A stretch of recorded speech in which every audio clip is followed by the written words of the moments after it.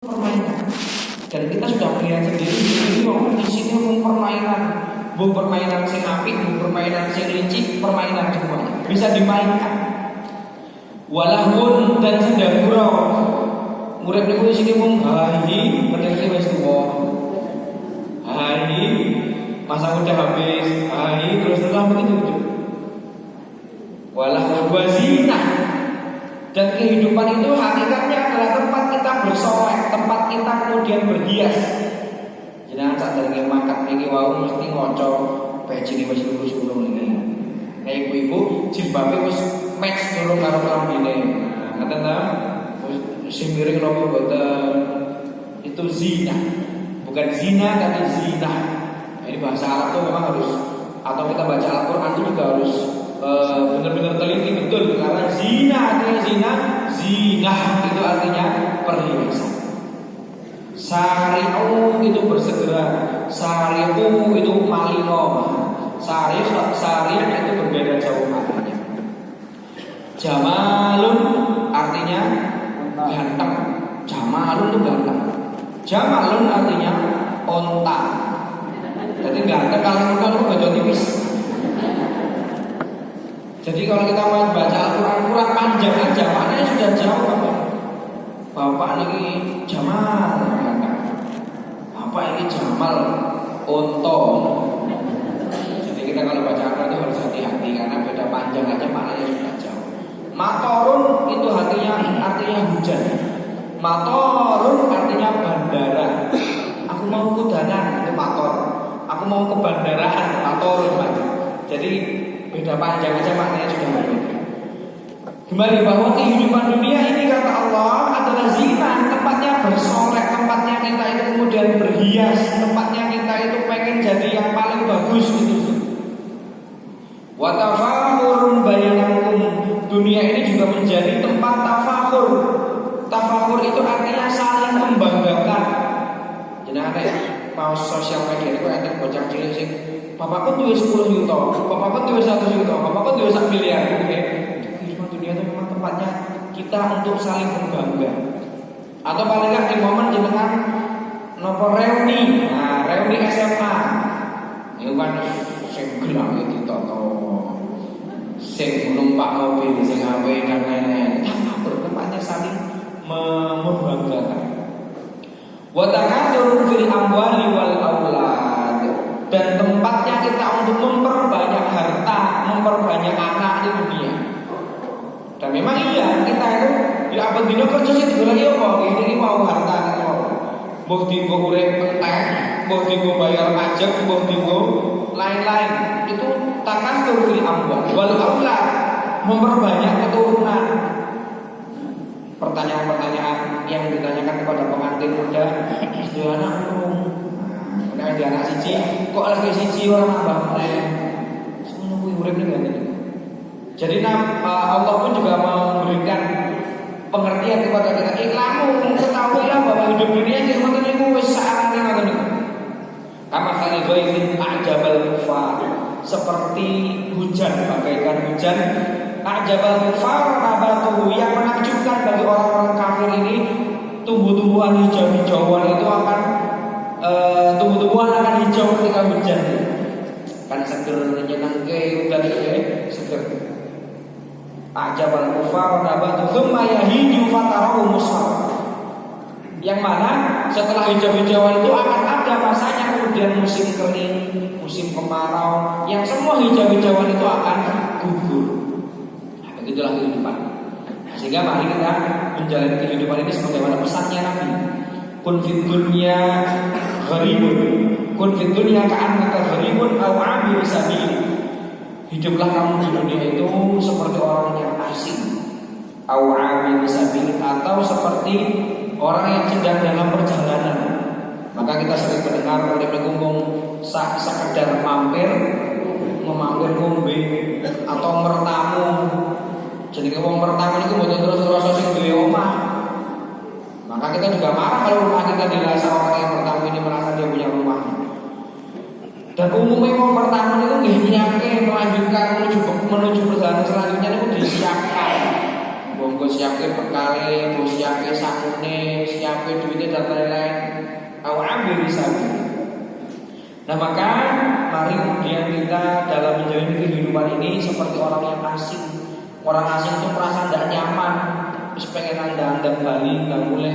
Itu ibaratnya simbah-simbah ini, simbah-simbah pulau itu nek ten griyane anake niku mboten betah anda Bali wae. Artinya tentunya gitu. Maka mari kita menjalani kehidupan ini dengan sedang-sedang saja. Kehidupan dunia itu sebagaimana surat Al-Hadid tadi, monggo dibuka kembali nanti di rumah.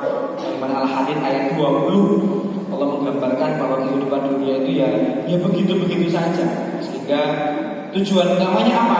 Al-Zariyat ayat 55, wa ma khalaqtul jinna wal insa illa liya'budun. Dan tidaklah aku Allah itu menciptakan jin dan manusia tujuannya adalah illa liya'budun, melainkan untuk beribadah kepadaku. Sehingga ibadah itu menjadi tujuan utama. Dan enaknya Islam itu Bapak Ibu, jenengan ajeng ibadah itu mboten harus terpundi niku mboten. Ibadah itu secara umum maknanya adalah segala sesuatu yang Allah cintai, Allah ridhoi itu ibadah. Jadi jenengan sarapan itu ibadah mboten? Mboten dong sarapan. Tapi nek jenengan sarapan kagem tangan kanan, sebelum makan baca bismillah, makan makanan yang halal dan thayyib itu ibadah. Loh, enak kalau Islam ini. Mboten kudu terus piye-piye mboten. Semua yang kita lakukan yang Allah cintai, Allah ridhoi itu ibadah. Kita mencari nafkah, mencari rezeki untuk kehidupan keluarga itu ibadah. Jenengan lenggah ten mriki namung lenggah. Niku karo ngantuk-ngantuk niku nggih ibadah. Maksudnya ten mriki iki enten dua tipe manusia, tipe orang. Yang pertama yang lenggah atau oleh pahala, sing ngarep orang lenggah yo karo ngomong, yo oleh pahala. Artinya enak Islam itu mudah. Dan Islam itu tidak mudah menuntut kita untuk membawa dosa orang-orang zaman dahulu, bukan menebus dosa orang zaman dahulu, bukan.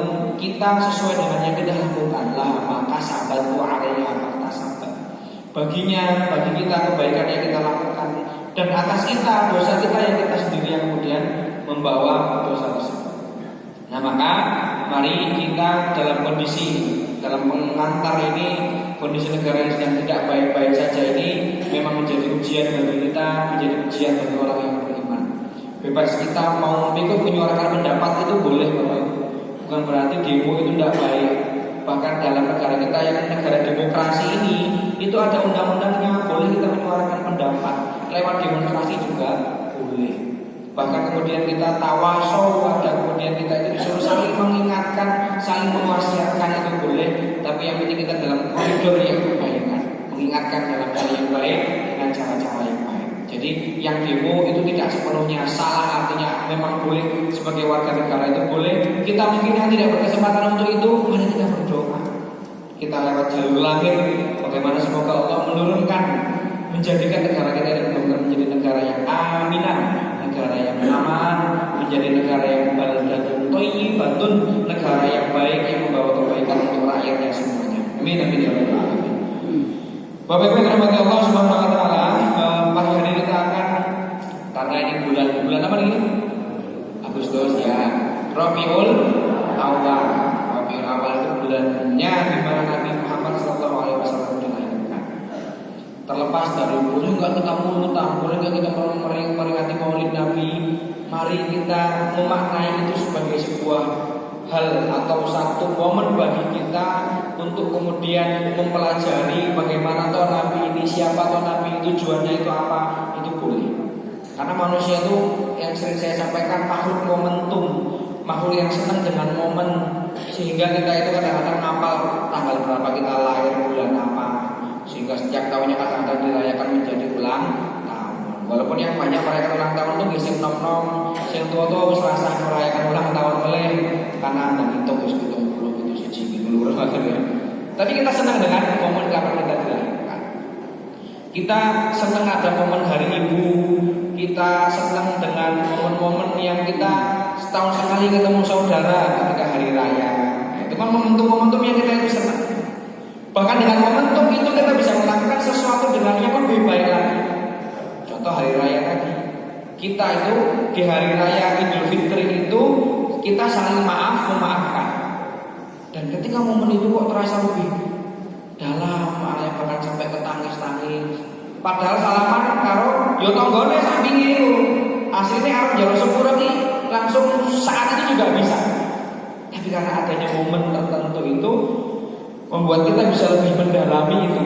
Nah, sehingga mari kita membuat sebuah refleksi dari Maulid Nabi ini tentang bagaimana Allah Subhanahu wa taala mengutus Nabi ini kepada kita.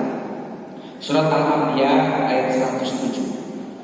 Allah berfirman, "Wa ma arsalnaka illa rahmatan lil alamin." Dan tidaklah kami Allah itu arsalnaka mengutusmu wahai Muhammad illa rahmatan lil alamin, melainkan engkau akan menjadi rahmat, memberikan kasih sayang kepada siapa? Lil alamin, kepada seluruh semesta alam.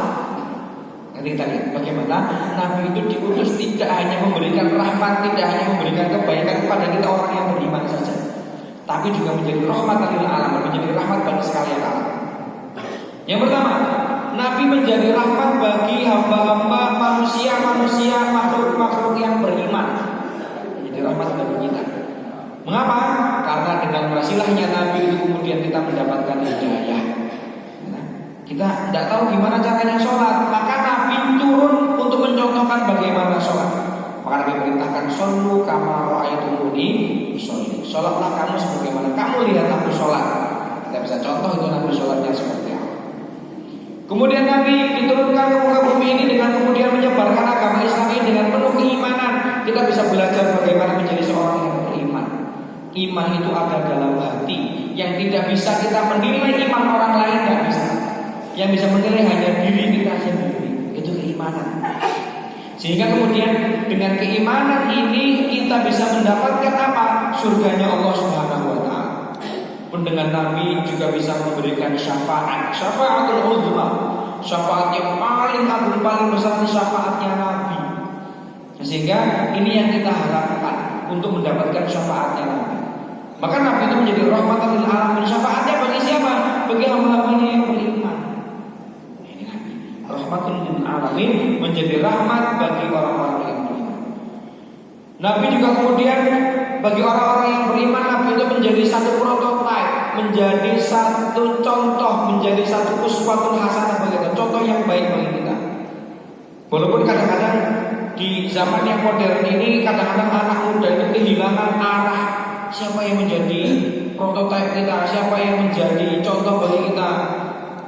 Siapa? Misalkan artis Korea, atau sekarang lagi rame ini anak-anak muda yang putri-putri itu mengidolakan Pratama Arhan. Sing guyu sithik soalnya ini rada tua-tua. Nek jamae wetor nom-nom itu mesti do guyu kabeh. Artinya kadang-kadang anak-anak kita itu kehilangan siapa yang mau dicontoh. Maka mari kita sebagai orang tua ini menjadi peran kita untuk mengajarkan kepada mereka siapa Nabi kita, siapa Rasul kita. Nabi itu sudah mengajarkan dari A sampai Z kepada kita. Maka Nabi menjadi rahmatul lil alamin bagi orang yang beriman pertama. Yang kedua, Nabi juga menjadi rahmat bagi orang-orang yang kafir. Kok bisa? Gimana? Dalam tafsir Ibnu Katsir disebutkan bahwa rahmatul lil alamin, menjadi rahmat bagi sekalian alam, menjadi rahmat bagi orang-orang yang kafir adalah dengan hadirnya Nabi Muhammad SAW, orang-orang yang kafir kepadanya itu tidak langsung diazab, tidak langsung mendapatkan azabnya Allah Subhanahu wa taala. Beda dengan nabi-nabi yang lain. Nabi Nuh. Nabi Nuh itu beliau seorang nabi memang. Beliau diutus menyebarkan kemudian kebaikan. Ada orang-orang yang kafir, ada orang-orang yang tidak mau ikut dengan beliau. Akibatnya apa?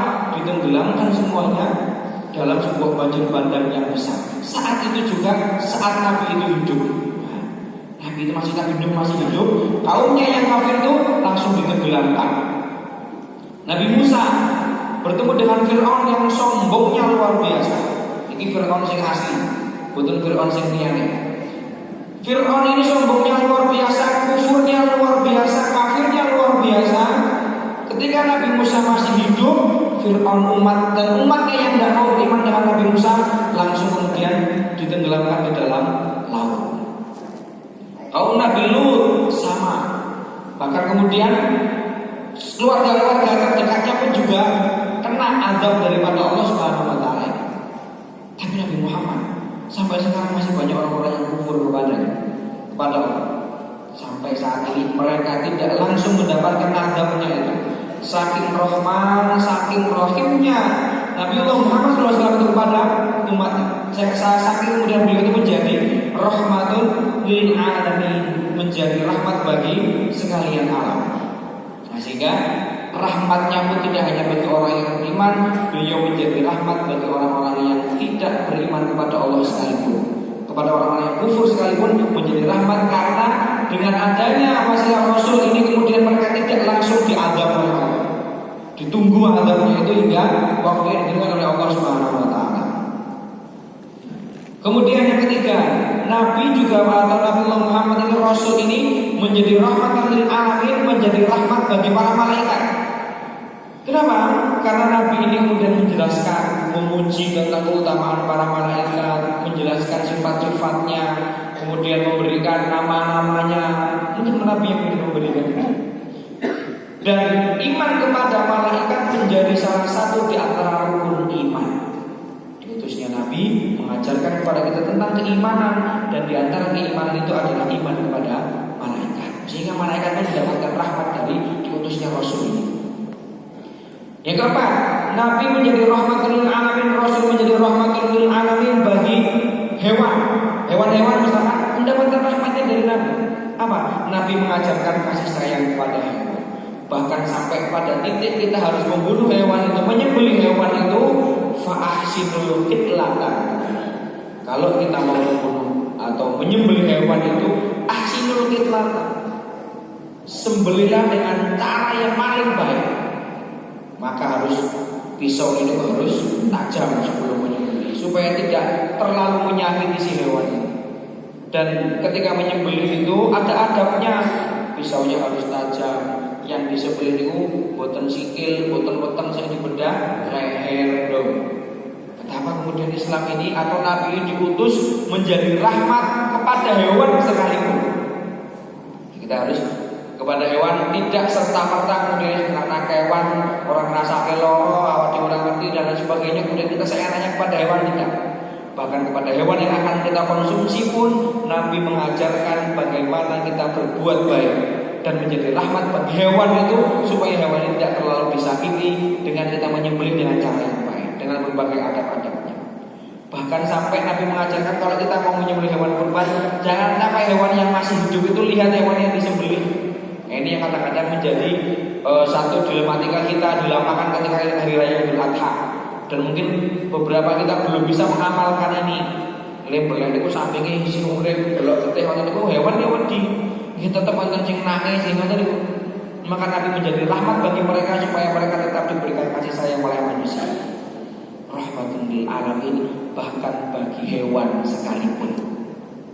Nah, makanya menjadi kesempatan bagi kita untuk sebagai Nabi ini sebagai prototipe itu. Dalam surat Al-Ahzab ayat 21 ini juga harusnya menjadi ayat yang cukup familiar bagi kita. Laqad kana lakum fi rasulillahi uswatun hasanah. Dan sungguh telah ada lakum bagi kalian dalam diri Rasulullah fi rasulillahi uswatun hasanah, suri tauladan yang baik. Tapi ayat ini nggak selesai sampai sini Bapak Ibu. Ada lanjutannya yang mungkin kita jarang mendengarkan. Kita hanya sampai pada laqad kana lakum fi rasulillahi uswatun hasanah. Rasul itu sebagai suri tauladan yang baik. Nggak sampai di sini ayatnya itu, surat Al-Ahzab ayat 21. Dilanjutkan, liman kana yarjullaha wal yaumal akhir wa dzakarallaha katsira. Jadi Nabi itu menjadi uswatun hasanah bagi kita. Khususan liman kana, bagi siapa-siapa yang pertama yarjullah, yang mengharapkan rahmatnya Allah. Ayat ini turun ketika perang Ahzab saat itu. Ketika itu umat Islam sedang pesimis, sedang kemudian tidak percaya diri karena jumlah pasukan musuh yang begitu banyak dengan kesiapan umat Islam yang belum siap. Walaupun ayat ini turun berkaitan dengan perang Ahzab, tapi keumuman ayat ini juga berlaku untuk kita. bahwa orang-orang Nabi itu menjadi uswatun hasanah, menjadi suri tauladan yang baik bagi orang-orang yang yarjullah, yang mengharapkan Allah, artinya mengharapkan rahmatnya Allah, mengharapkan hidayahnya Allah, mengharapkan kebaikan dari Allah Subhanahu wa taala, liman kana yarjullaha wal yaumal akhir. Dan orang yang beriman dengan hari akhir. Ada apa toh? Kok hari akhir ini selalu menjadi indikator-indikator yang utama. Contoh, barang siapa yang kana yu'minu billahi wal yaumil akhir falyukrim dhaifahu. Barang siapa beriman kepada Allah dan hari akhir, selalu disatukan hari akhir ini, supaya kita semua ini merasa bahwa kita nggak akan hidup selamanya, supaya kita ini merasa bahwa ada hari akhir nanti yang akan kita dipertanggungjawabkan seluruh amalan kita. Maka Nabi ini menjadi uswatun hasanah bagi mereka yang mengharapkan rahmatnya Allah dan beriman kepada hari akhir. Yang ketiga, wa dzakarallaha katsira, dan menjadi uswatun hasanah bagi mereka-mereka yang senantiasa berzikir kepada Allah. Dzakarallaha katsira, berzikir dengan katsira itu banyak, berarti banyak-banyak berzikir kepada Allah. Maknanya bahwa Nabi ini menjadi uswatun hasanah supaya kita itu senantiasa berharap kepada Allah, beriman kepada hari akhir, dan senantiasa berzikir kepada Allah Subhanahu wa taala. Maka mari kita lihat, yang namanya uswatun hasanah, yang namanya contoh yang baik ini berarti sudah mencontohkan. Yang pertama, bagaimana kemudian kualitas ibadah Nabi Muhammad SAW. Nabi itu pernah dalam satu malam menjalankan sholat tahajud. Sholat malam itu sampai kakinya bengkak. Nah, kalau jenengan kan saya bengkak tangannya karena keturun kayak gini. Salah tumbuhan tidur kakinya bengkak, atau bulunya tekek karena salah bantal. Nah, satu malam kok sholat malam kok lanjut sholatnya, surat-surat panjang itu dibaca, surat Al-Baqarah, surat Ali Imran dibaca sampai selesai. Nah, kita itu kadang-kadang imami moco ala taka hadil gosiyah untuk atau dari gosip.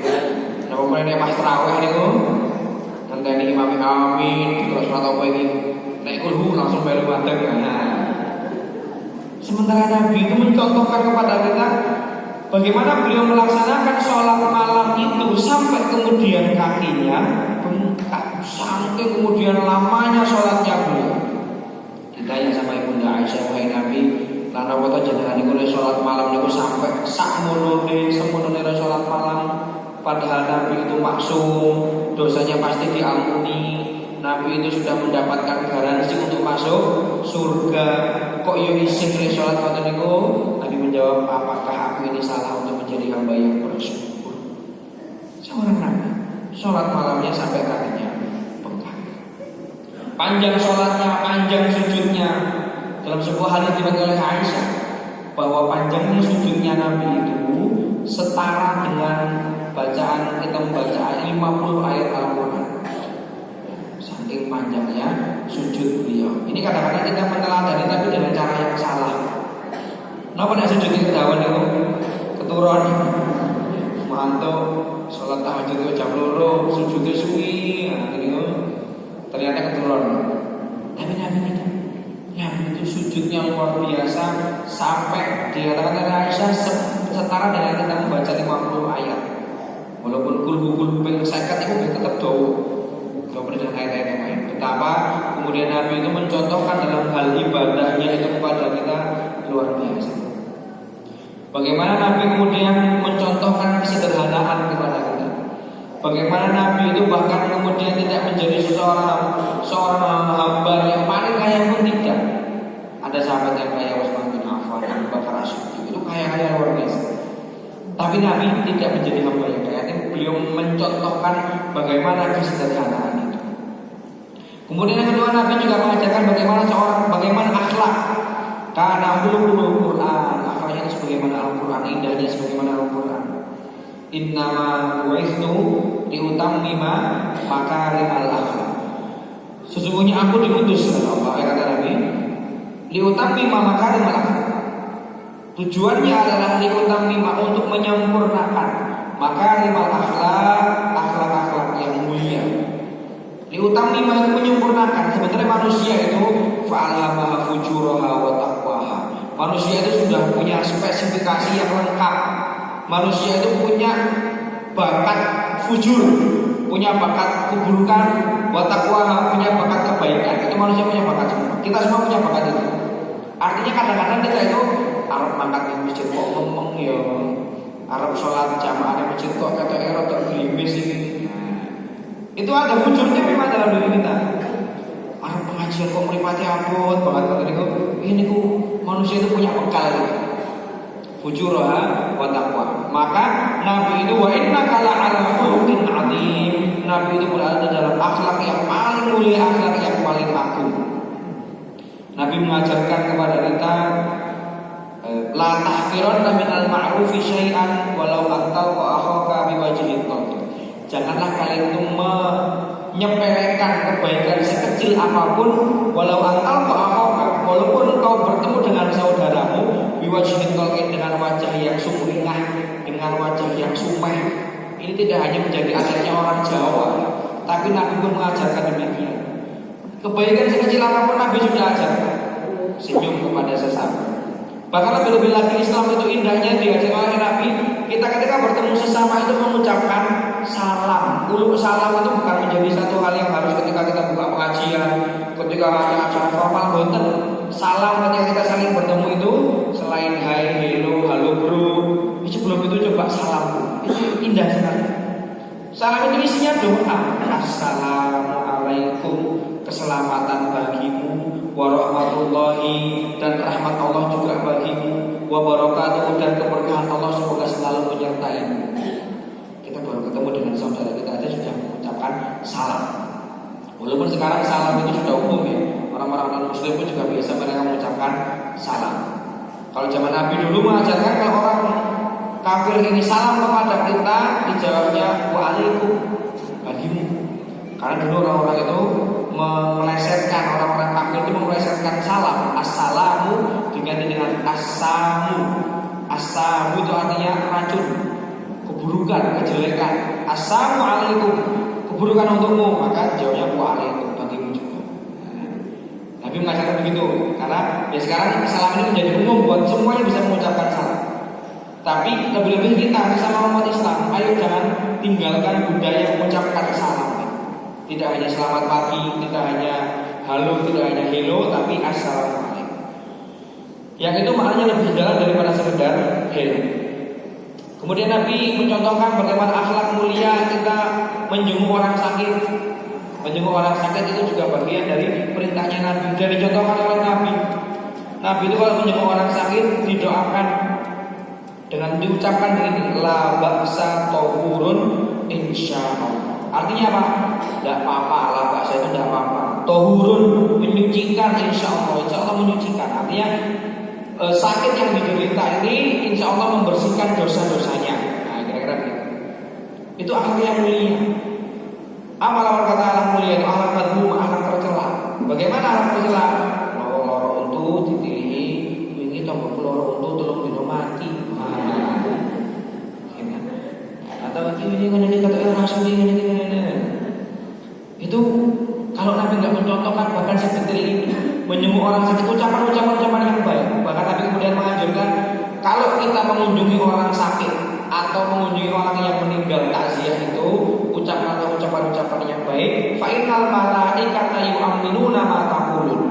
Sesungguhnya malaikat itu akan mengaminkan apa yang kamu ucapkan ketika kita menjenguk orang sakit dan ketika kita menjenguk orang atau takziah pada orang yang meninggal.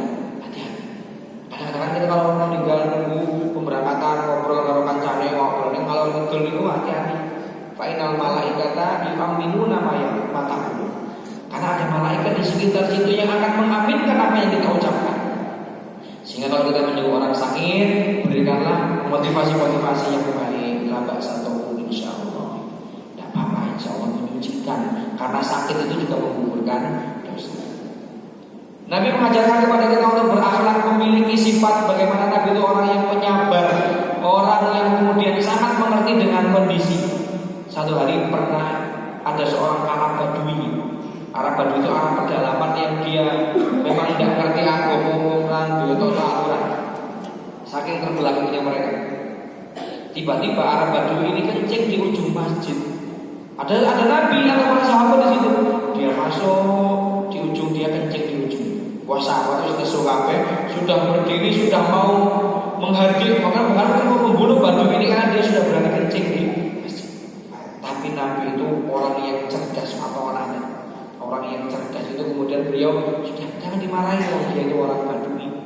Nabi itu kemudian mikir orang ini sedang kencing terus kemudian dimarahi malah bisa kan dindi. Nah, dia diceluk tambah noleh kemana-mana.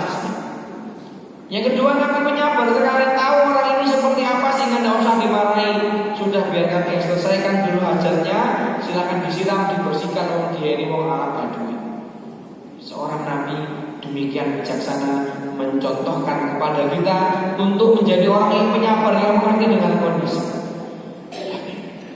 Dengan kemudian kita meneladani Nabi ini, kita juga sama saja kemudian kita mencontoh mengikuti apa yang Nabi contohkan ini, kita akan mendapatkan cinta dari Allah Subhanahu wa taala.